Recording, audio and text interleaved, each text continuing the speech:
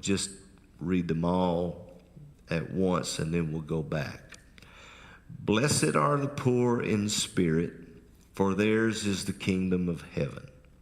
Blessed are those who mourn, for they shall be comforted. Blessed are the gentle, for they shall inherit the earth. Blessed are those who hunger and thirst for righteousness, for they shall be satisfied. Blessed are the merciful, for they shall receive mercy. Blessed are the pure in heart, for they shall see God. Blessed are the peacemakers, for they shall be called sons of God. Blessed are those who have been persecuted for the sake of righteousness, for theirs is the kingdom of heaven. Blessed are you when people insult you and persecute you and falsely say all kinds of evil against you because of me. Now, these are Jesus' words. Rejoice and be glad, for your reward in heaven is great. For in the same way they persecuted the prophets who were before you. So the word blessed, what does that mean to you? Sorry? Happy. Anything else? It's a bit rounder than that, as many of the words in the New Testament are.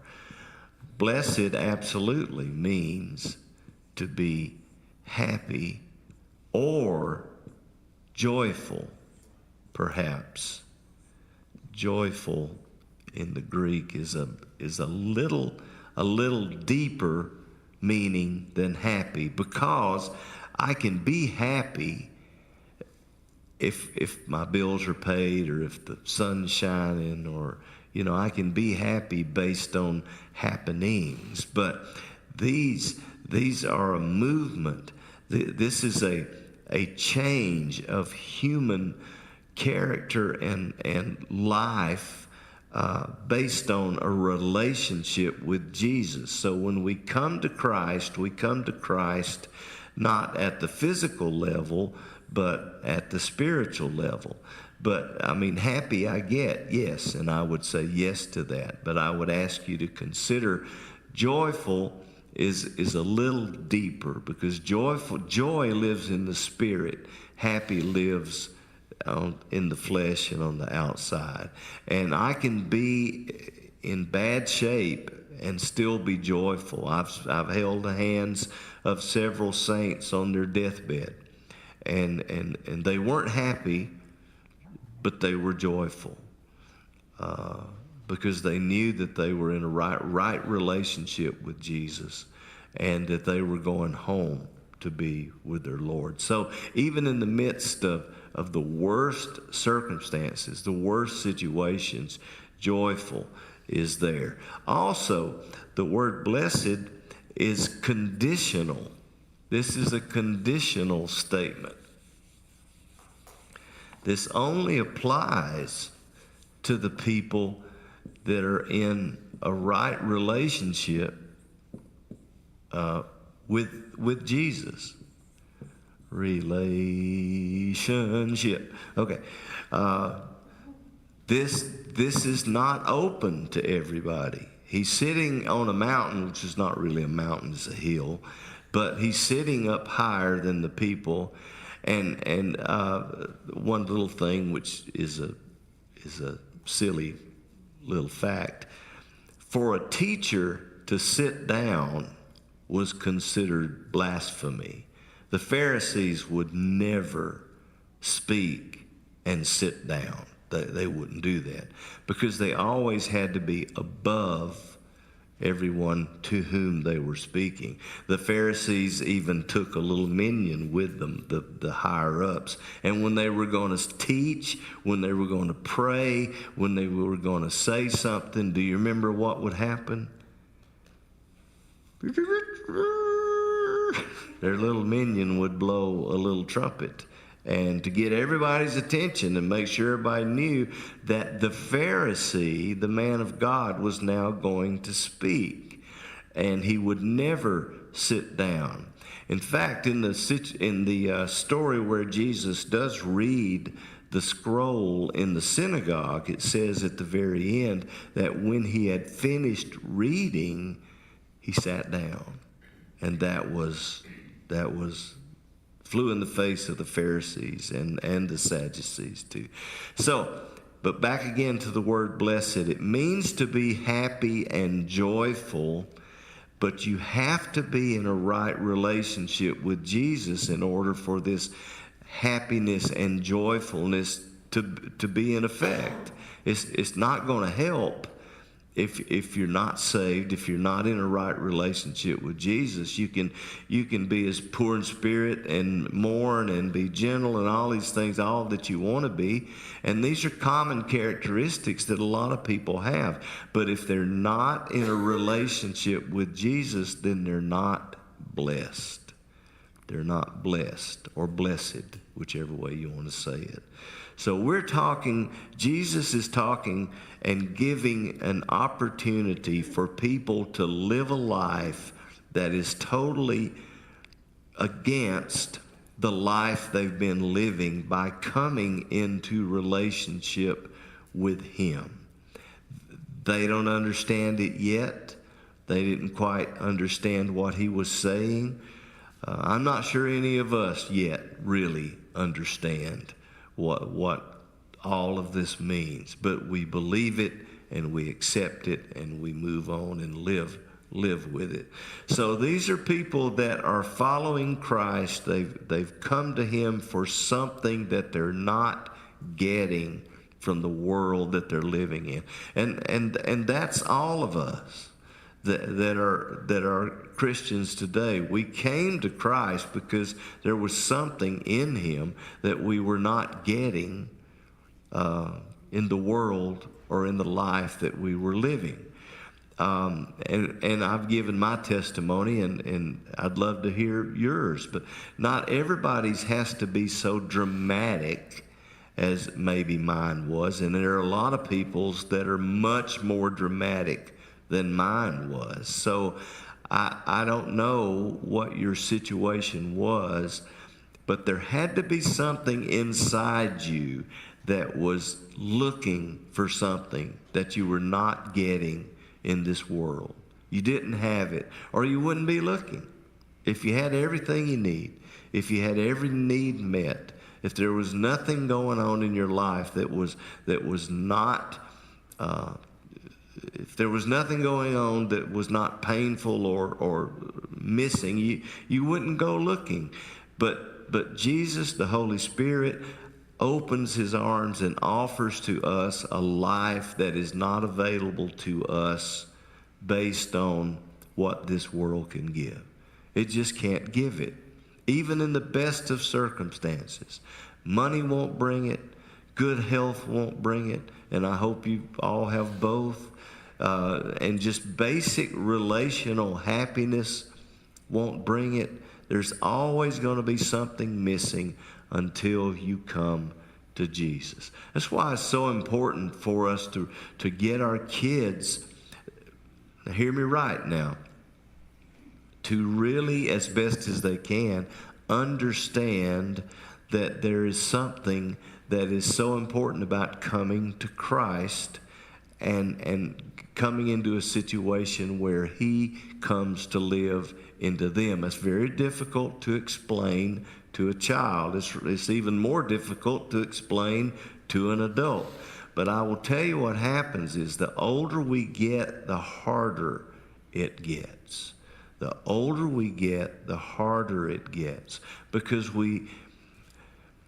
I don't know about, maybe it's just me. You get set in your ways. Is anybody set in your ways other than just me? Maybe it's just me. But no, of course, just me. But you get to a point where people can't get through to you. You don't hear like you used to hear as a child. You don't accept things like you did as a child. A child is open. A child is transparent. And I'm not talking about itty bitty. I'm talking about children that can have some level of understanding. They're open to things that are greater than they are. When we get older, the older we get, the more we think we know, until we get to the point where we think we know everything. And that's the hardest person in the world to reach for Jesus. That's a tough one. That's a tough one. Statistically, the older you get, the less possible it is to come. It's always possible, but the less likely it is for someone to come to Christ. But Jesus sets down in these 12 and these 9 verses a lifestyle, not just little sayings, not just things that we can apply, but a lifestyle that we can live and grow in and live the rest of our lives. Poor in spirit, mourn, gentle. Look at the operative words. Hunger for thirst and righteousness. You're merciful, pure in heart, peacemakers. Boy, we need some of those, don't we? People that have been persecuted. We in this nation as yet don't understand what real persecution for our faith is. We haven't gotten there. Oh, maybe we've been made fun of. The guys at work kind of talk behind our back, or the girls at work, or something like that. We've been made fun of, but we've never been persecuted. I never had a gun put to my head and said, choose. Is it Jesus? Now, those days are coming. Right now, those days are there in many third world countries. If you know missionaries, if you're interested in missionaries, you can hear stories where people's lives were put on the line, and they had to choose to give up whether they would believe or not believe, and not just believe, not just a mental assent to believing. That's easy. But to a real spiritual conversion where our internal being, our spirituality is changed, and we're not like we used to be. That's what being saved really is we're not like we used to be. What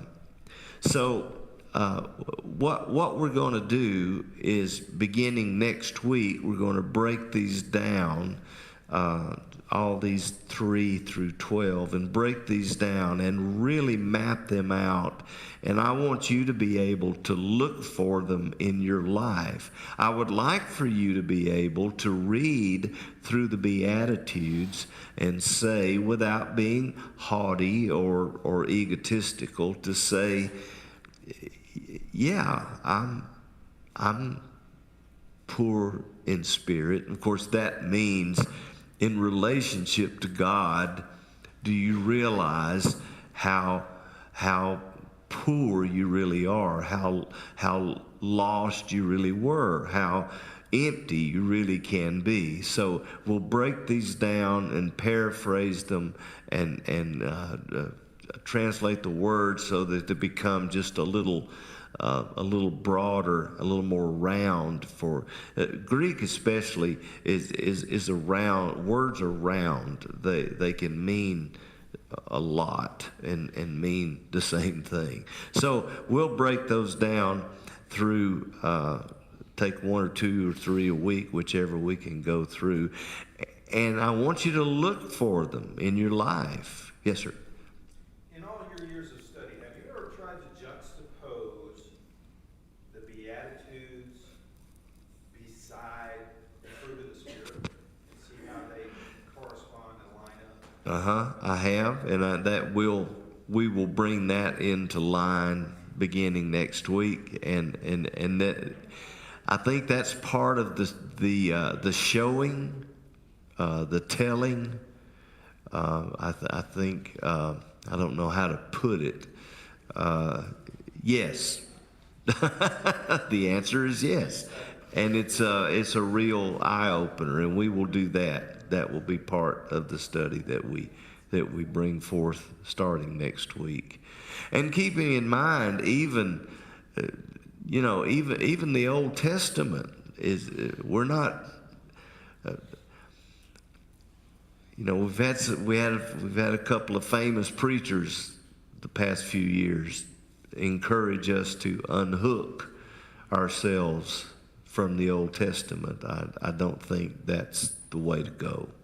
I think that's a very dangerous way to look at it. So the Old Testament has a lot to do with the full understanding of the Beatitudes. And keep in mind, this is just the tip of the iceberg. The Sermon on the Mount, if you're on a desert island and you had Matthew 5, 6, and 7, you'd be okay. I think you'd be okay. Hopefully you could have the whole Bible, of course. But if you had to choose, had to pick, there is so much in here. It talks about, I said the Pharisees had put together such a system of laws and rules and regulations. Well, Jesus is going to attack some of these. And he's also going to clear up some of the Old Testament misunderstandings, not unhook the New Testament from the Old Testament, but to clarify some things, which only time can clarify, and only the Messiah being on earth.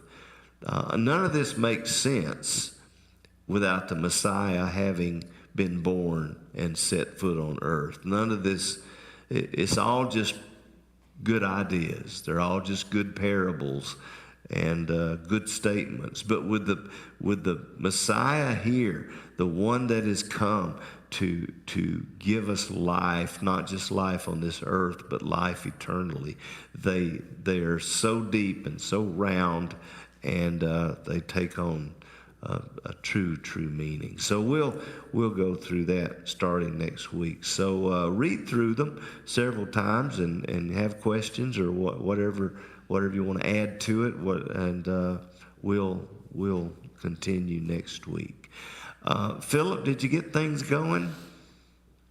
Yeah, I did.